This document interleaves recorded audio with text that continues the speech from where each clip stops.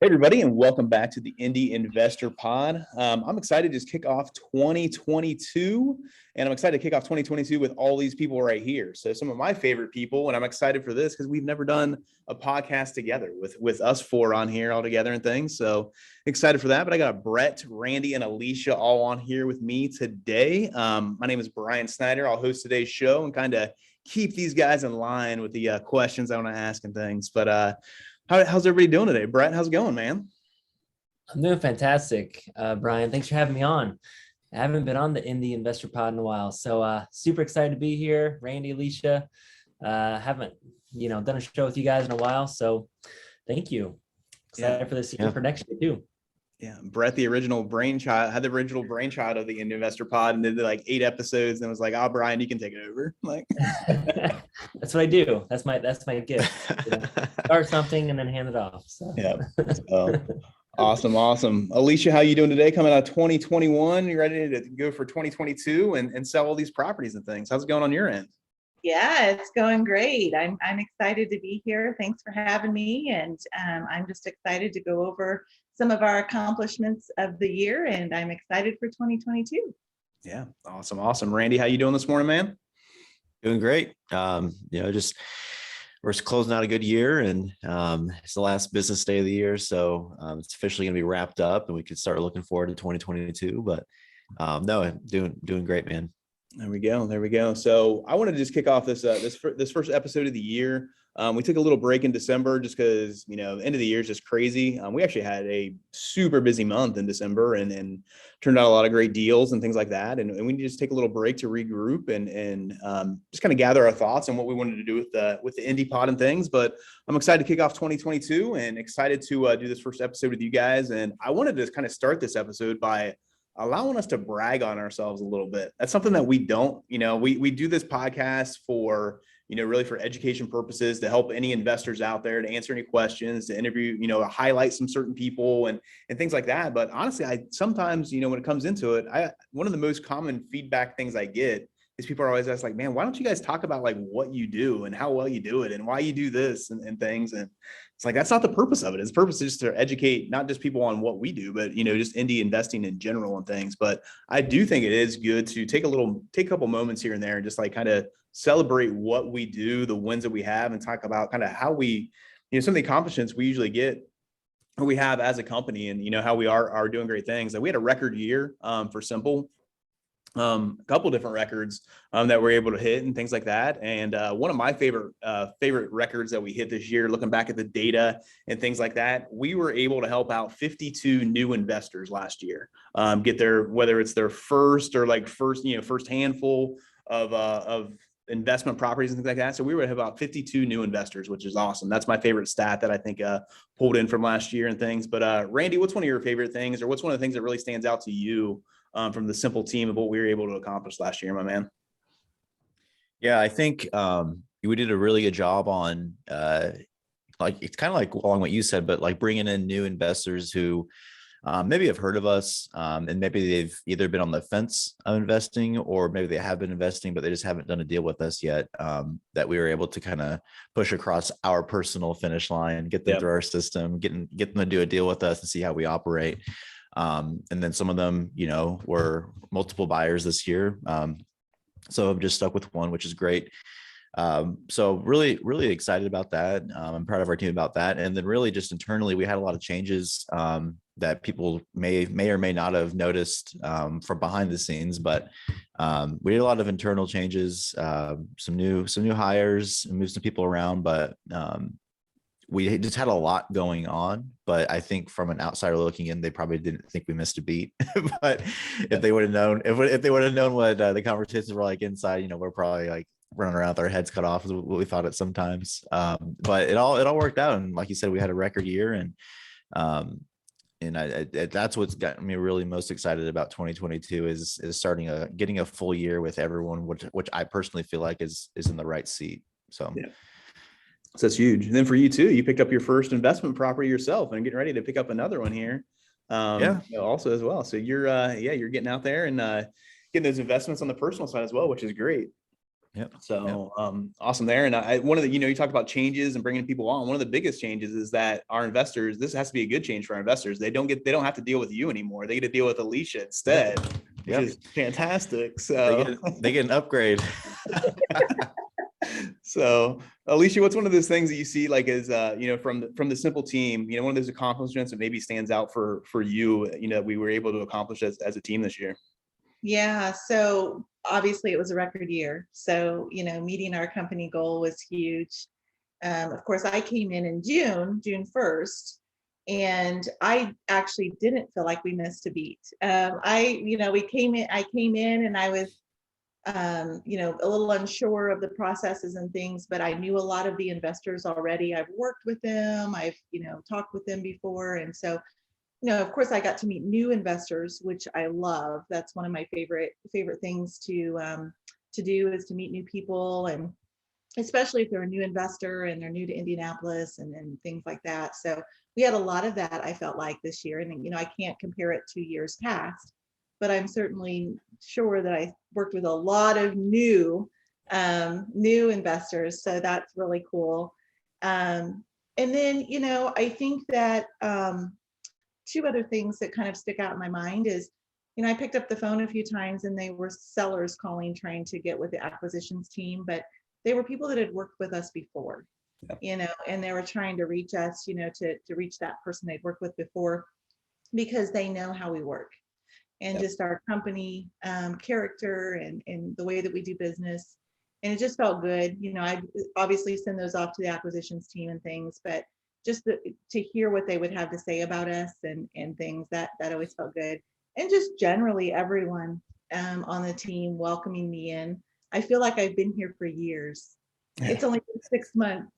That's crazy to think about. Yeah, it does seems longer than that stuff. And it's been such a pleasure to work with you and see you work with our buyers. I know they're in really good hands, with working with you and Randy still and things. So, which is awesome. And one of my, I think is always a funny thing. And you mentioned like, our processes and things. I think that's one of the things that really allows us to stand out maybe from some other companies, is that we have the processes in place behind things, and we're always tweaking them and things, of course, and things, but it's always funny when you have a buyer might reach out to me or might reach out to Randy and be like, what's Elisha doing? She's not selling me properties. Like you used to sell me these properties. No, it's not Elisha making that decision or Randy making that. That's our process. That's how we do things. Like nothing's changed. It doesn't matter who's behind there. And that allows us to, make those seamless transitions of, from Randy to you and things. I think you guys have done an amazing job with that and be able to help out our buyers tremendously this year, which is great and so awesome to see. So Brett, from your standpoint, this is your first year of being, you were completely out of the, I don't want to say completely out of the business, because you're still working with our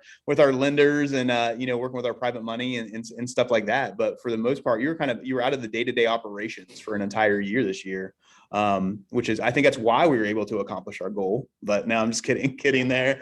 But, so what, from your standpoint, what's some of the things that you kind of view as like, man, that like the simple team, like what are you proud of and what have you seen from our accomplishments this year? Yeah. You said that somebody, one of our guys, one of my relationships, real estate investor, texted me the other day, and he was just asking me how our year went. And I said, we had the best year ever. And I didn't even work hardly, in the business. And, but that was my comment. Like, I probably would have messed things up if I did. But I think for me, just internally, it's just refreshing. Last year, we had 2020, we had a weird year, it's COVID, but we had a great year. And I was like, okay. And I'd stepped out of the business about halfway through. And is that a fluke? I don't know. And then this year was a proven confidence booster that it was not a fluke, that, just seeing the team step up as leaders and watching you guys lead this team to a record year. And it's just been amazing. Some highlights. I think we did about 225 deals this year, and we're making a little bit more money on the deals. So that's pretty awesome. And we're just really more efficient. And I'm just seeing us tweak just little details here and there that we're just a lot more efficient, which is really, really cool, which is, to Brian and the leadership team with that. And everybody that I talk to, this is so refreshing. I'll talk to people, investors that'll reach out to me sometimes, or they'll buy a property, or there'll be a lender, or there'll be another competition, right? Another wholesaler. And every time they hear simple wholesaling or simple quarters, and they always say, I've always heard great things. I've always heard great things about your company. And that's always just so refreshing. And it's like, wow, that's just a great thing people hear, and that's just the biggest compliment when someone refers or talks about in a positive way, because, a lot of real estate investors don't get that. So just super proud of the team with everything on that. So yeah. A lot of real estate investors don't get that. And a lot of wholesalers definitely do not get that. So there's such such a negative connotation that comes with wholesaling and, kind of in this business. And there's a lot of really great teams here in Indianapolis. And like, we're, very blessed to be able to work with, work around and compete with, some of these other wholesalers as well. But there's such a negative connotation that comes with, what comes with it. But, I do think our reputation, kind of precedes us with that and things. So I think it's great. And so we got a good name out there, which is fantastic. It's why we're able to do what we're able to do. And if you don't know anything about us or haven't worked with us yet, like 100%, make sure you guys are reaching out and, connecting with us. And, no matter what it is, if you're buying, selling, just want to learn about investing, whatever it is, we want to work with you. So I think there's a lot of things we focus on, kind of the buyer side of stuff. There's a lot of things that I think we do that we can help our buyers out with. And one of my things, I think that, Randy really did a great job of this. And Elisha, you do an amazing job with this too, is that, like, we do our best not to just send out, we are going to send out our general buyers, and if you're on our email list, you're going to get our, most properties that we have and things like that. If we haven't sold it before, we blast it out and things. But I think we do a really good job of just playing matchmaker. So our goal is not necessarily to send out an email blast, or, we're not going to post it all over Facebook or anything like that. Our goal is to connect our buyers with our properties as best we can, play matchmaker with that. So I know, Elisha, that's kind of your favorite part of your job, is like playing matchmaker and being able to do that. And I think you do a great job with it. But what does that say for, kind of how we operate within that, and how we're able to do it with our buyers, and kind of what you're looking to do with that as you're playing matchmaker and stuff? Yeah. So, we do send things out. We do, people say, well, I saw your property on the MLS. I didn't know that you posted to the MLS, and kind of wondering how our process works. And so, we've tweaked it just recently, even again, because we do want to give our buyers that are, consistently working with us, talking with us, letting us know what they're looking for. We do want them to have an opportunity to pick up a property that meets their criteria. Yeah. So, I'm encouraging buyers this year to just reach out, and if we've talked in the last few months, reach out to me. Let's refresh, let's have a conversation. Let's talk about what you're looking for. We were for a while sending out some coming soon properties, and we'd really like to kind of hold those back and try to see which property would be good for whom.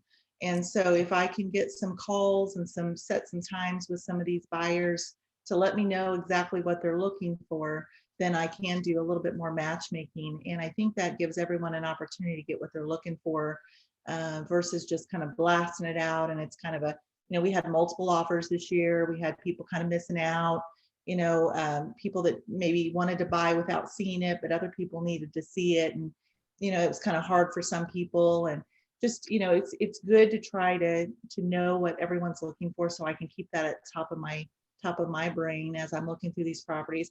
And I've had quite a few that have reached out to me this past year, and they say, hey, this is what we're looking for.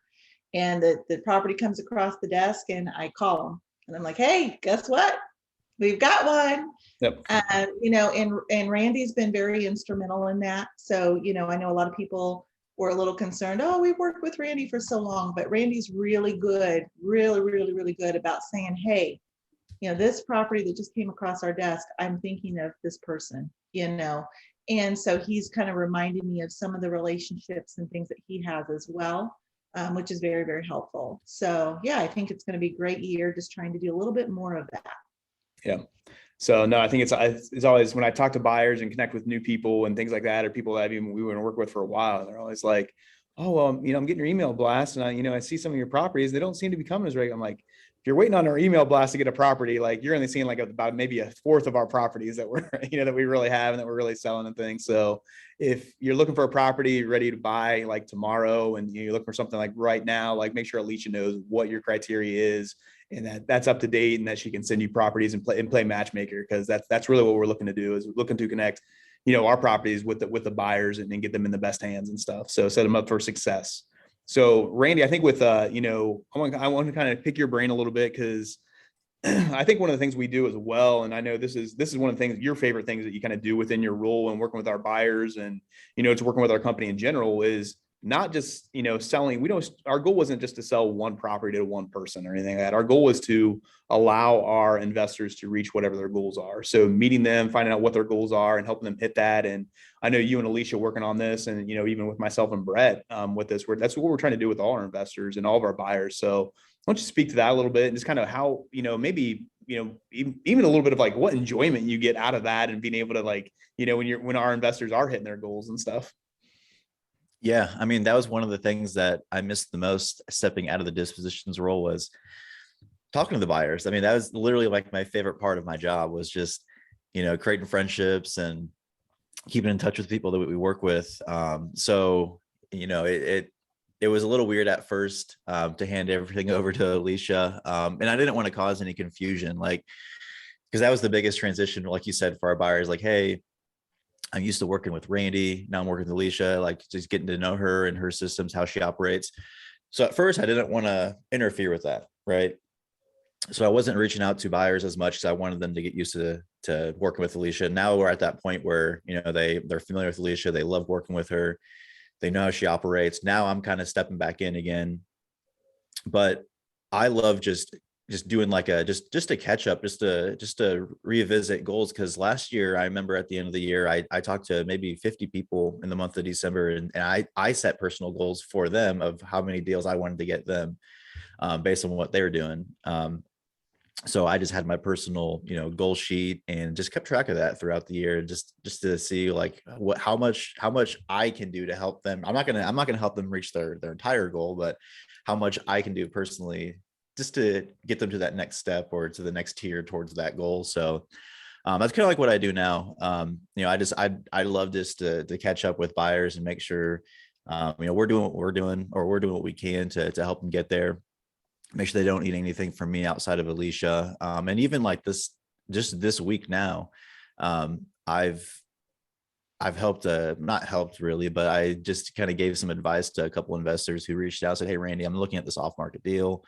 What would you pay for it? Right. Like, can you just look at it real quick and I'm not telling them what to pay for. I'm just giving them like my opinion on the deal. And I love doing that stuff. I remember when I would do just intro calls with, first time buyers or people just doing an introductory call with us who's never worked with us before. And I always told them, I said, if you're not buying a deal through us, that's fine. But if you do see something else and you just want to get a second pair of eyes on it, bring it my way and I'll just give you an honest opinion, a non-biased opinion, because I'm not going to be a part of that deal whatsoever.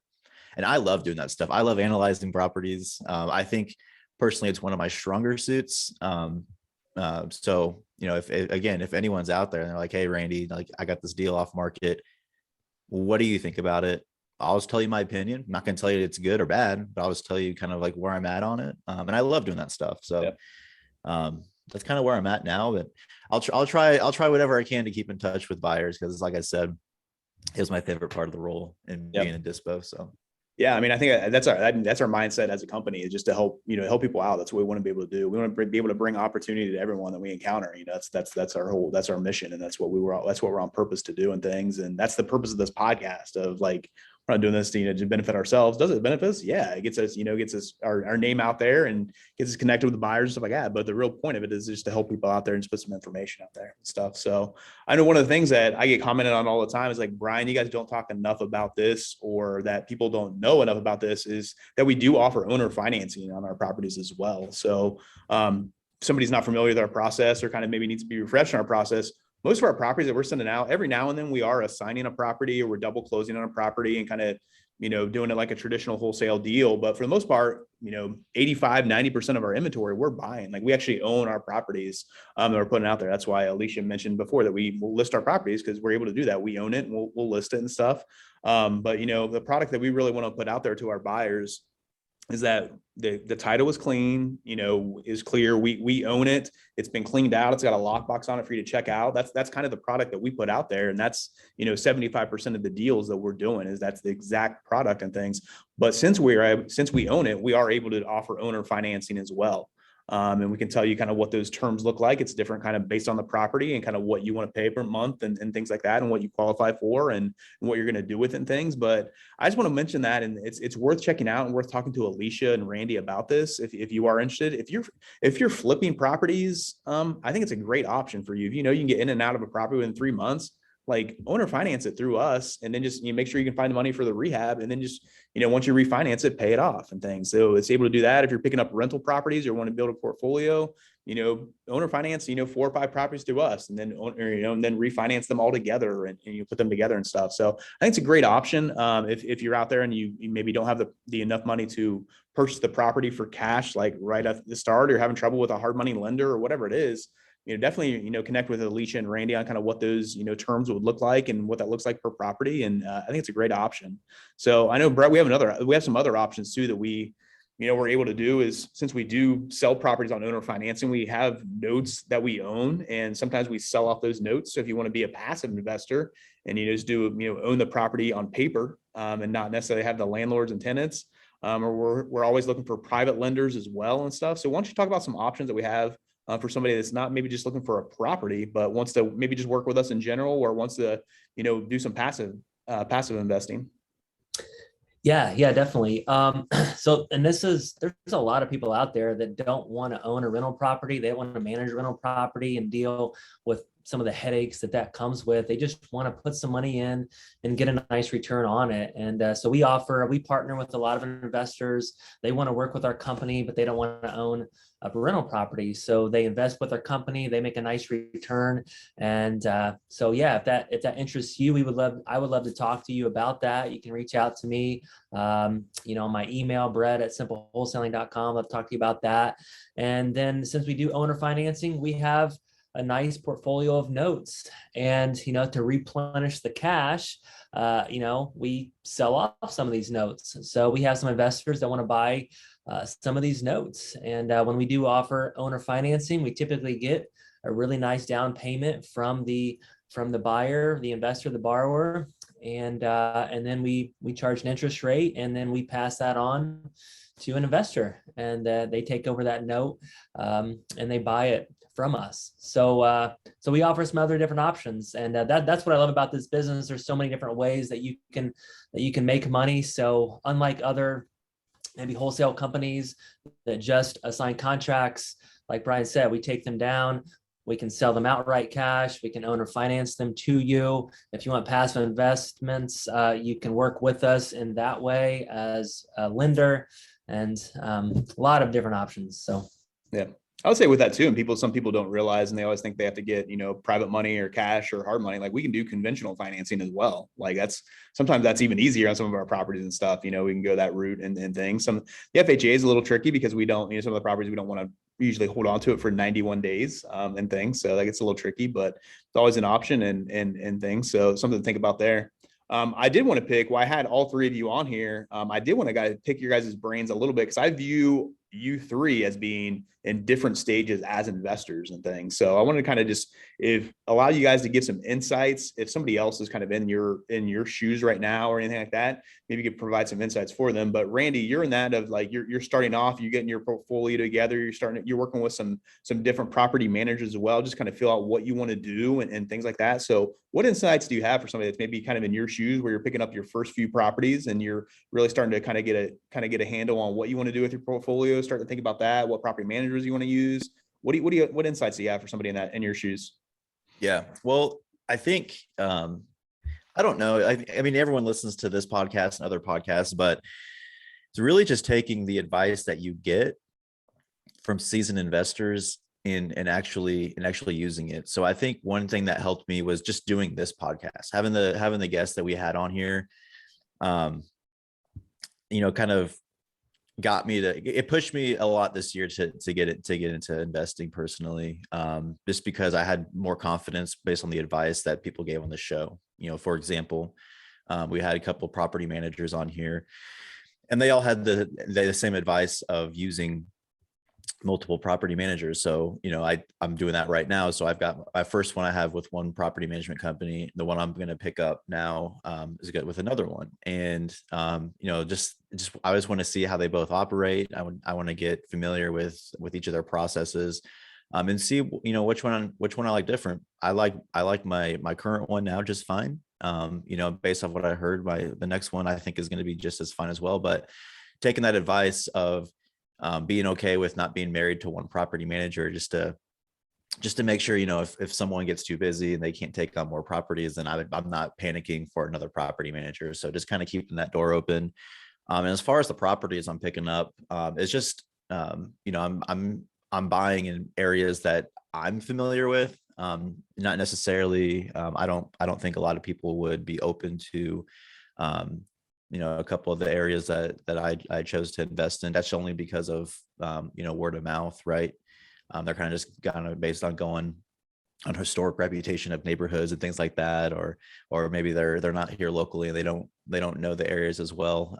But I personally, like, we work in, that's a simple wholesaling. We work in all the neighborhoods around Indianapolis, so we're fairly familiar with our comfort levels and kind of like what's going on. So I picked up properties in areas that I just know what's kind of going on, and I'm not worried about I guess break-ins and thefts are always a thing, but like I'm comfortable because I see it, right? So I'm just kind of going with what I know, and with the advice that I've kind of gotten through people through here. So yeah, I think it's a big thing of like where people are just like, Nate, you kind of need to just kind of accept of like, if you have one rental property gets broken into, like, you still can't let that like crush you or do anything, because it's going to happen along the lines. You have 10 10 properties, like it's one of them's going to get broke into. It's going to happen. So kind of just accepting that thought process is, kind of understanding that a little bit is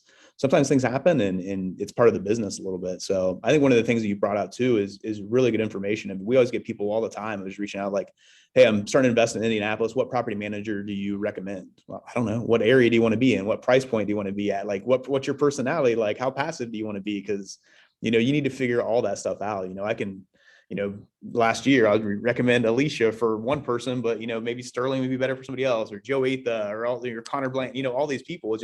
It all depends. And so I think you have a really great thing of just trying out some different stuff too, trying out some different property managers, and what fits for you is really what works. So yeah, I think that's the last thing here. If someone like is in my shoes, just keeping that network fresh of people who you want to work with.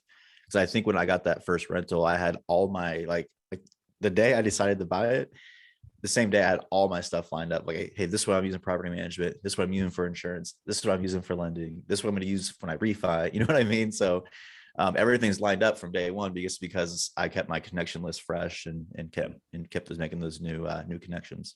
Yeah. And honestly too, Andy just went after it. He made a decision like, hey, I'm just going after this. Like, he didn't waver on any of those things you just mentioned. So I think that's huge.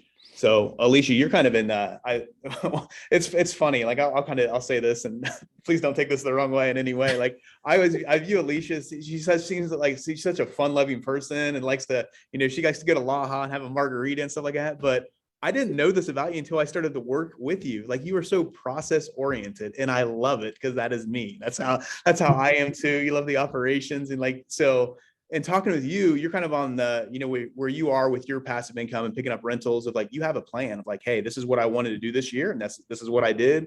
You're getting your plan together for next year. So you're very kind of like almost not, kind of by the books, and you want to organize it and plan it out, which I think is great. And then one of the things you're able to do with your stuff as well is where you're self-managing. Obviously you have the background with that and stuff, and being able to do that. So why don't you talk about, or just give any insights to investors that are kind of in your mode where they're looking to grow at a steady pace. They have their goals set for next year, but then also any self-management things you want to throw in there as well.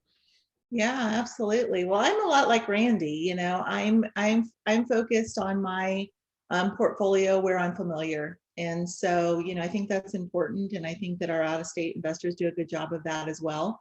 I notice that they find an area that just really works for them, and then they try to really build their portfolio in that area or a couple of areas.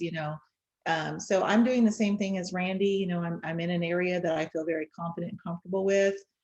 You're right. I'm very process driven to a fault, almost. And so I do have my goals set out, and I do about 6 a year, buy and holds.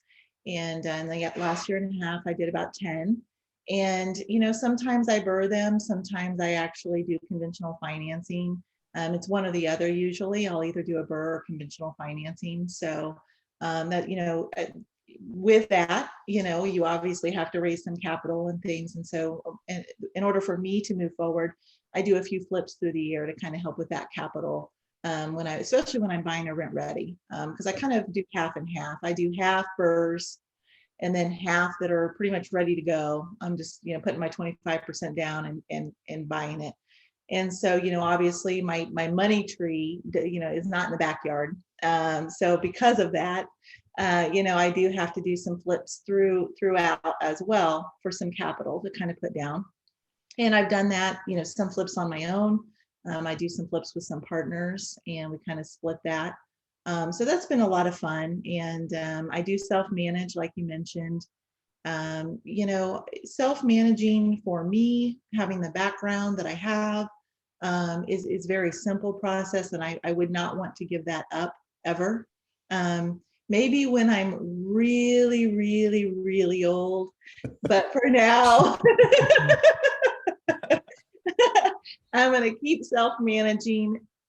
I secretly enjoy it, it's not, it is something that I feel like I have a gift in it for sure. And I do enjoy it. So I do self-manage, but one thing I would say for those that are self-managing, and I'm working alongside a few investors actually that have properties here in the Indianapolis area and have decided to self-manage. And in fact, I used to manage for them and they're now self-managing, is having someone that you can reach out to, that, you can, someone reached out to me this week. They said, hey, I've got a tenant that's hoarding. I don't know what form to send out or what to say or how to do that, and it can be something like that happens. And you're like, I don't really know how to handle this, so just having someone that to reach out to ask those questions that can kind of help with those things. And then, you have to be stern. That's the one thing I would say. If you are not going to be able to be stern, then I would not suggest you do it. I really would suggest that you hire a property manager. And you brought up some great points, Brian. It's funny because I've got a lot of friends that are in property management, and I think that there are some amazing property managers in Indianapolis. But when someone asks me, like, who would you recommend? I'm like, well, that's really dependent. And just like you said, so if you do decide to go with a property manager, my suggestion is just to reach out and talk with, a handful, at least 3 at minimum, just to get an idea. And Randy, mentioned, that he's going to do a couple of different ones, kind of see, what works well. And so I think that that's a great opportunity as well. Yeah.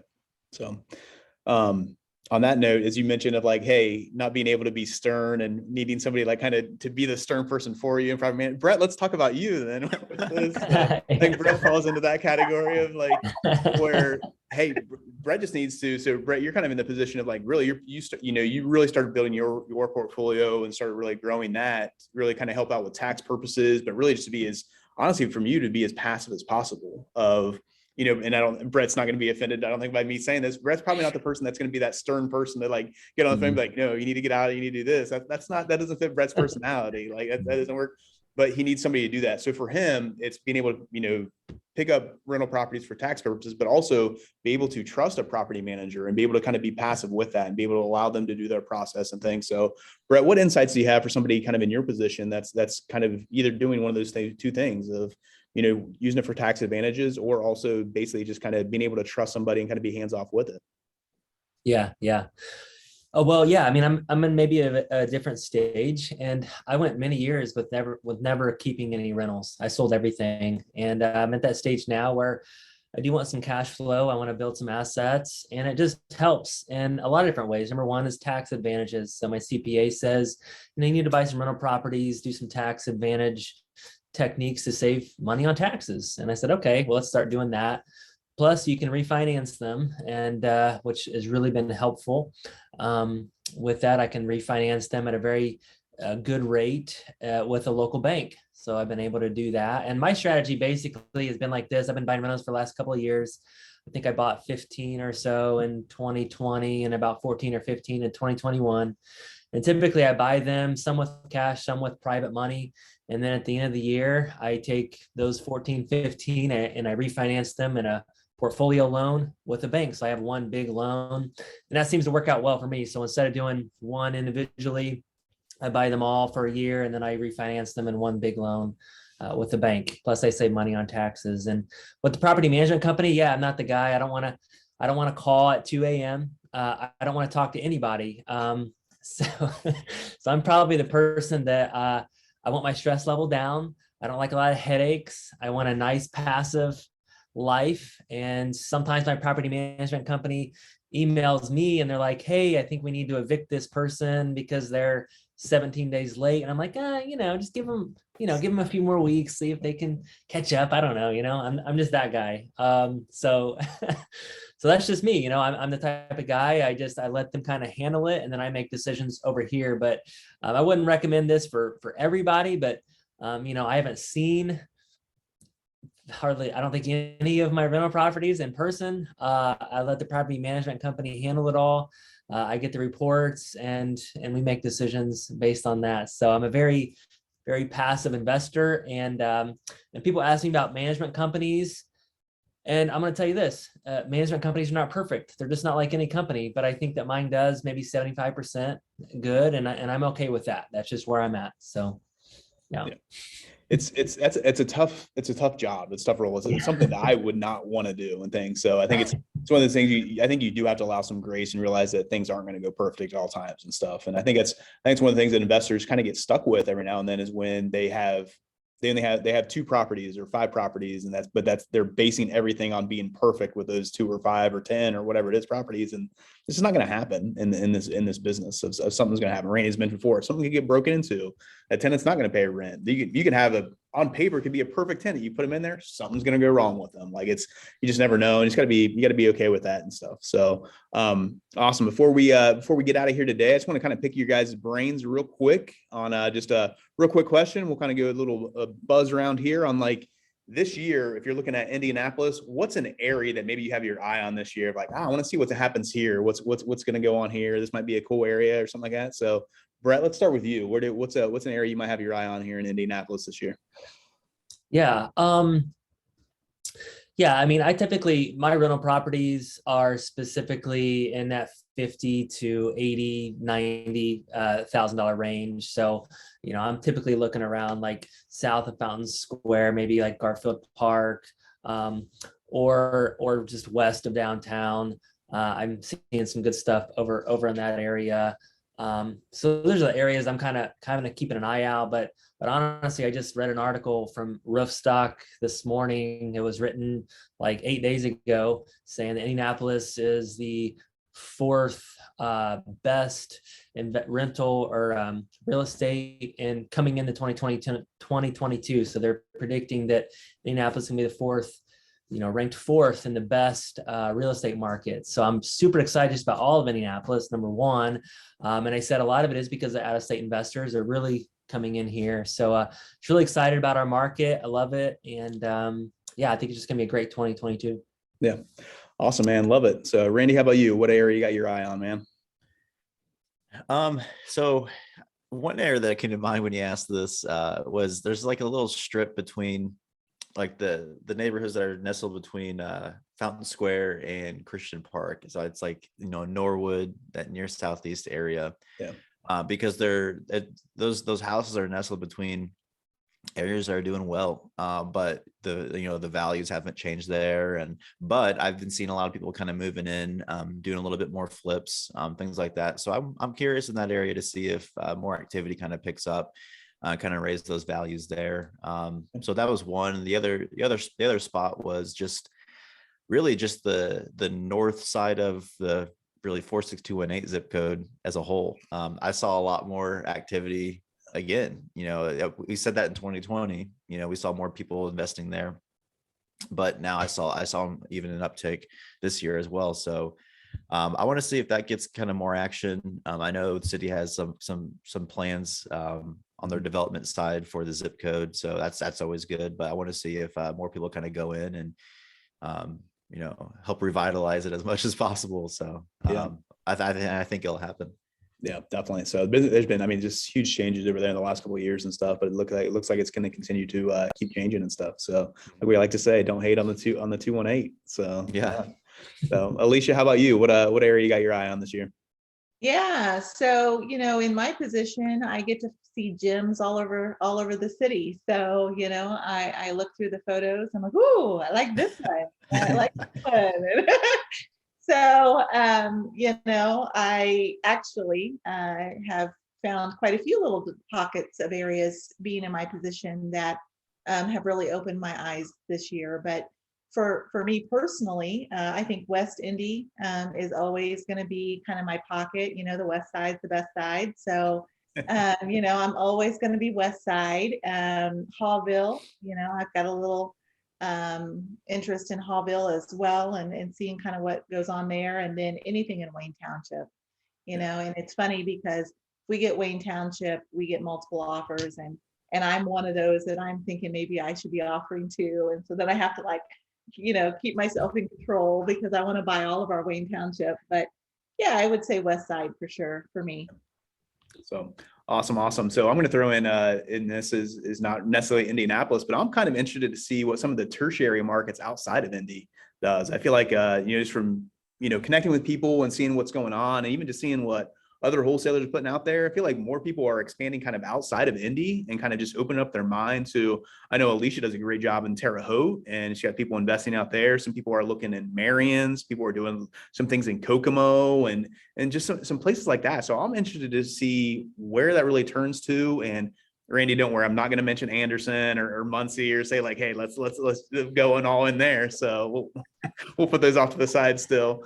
But I am interested to see what some of these secondary and tertiary markets do just outside of Indianapolis throughout the state and things. So we're kind of interested to see. So well, guys, thank you so much for joining me today. Great episode. Excited, like I said, excited to start off this year. I'm excited with what we were able to do last year and what we're able to with the investors that we're able to help coming into 2022. So it's going to be a great year.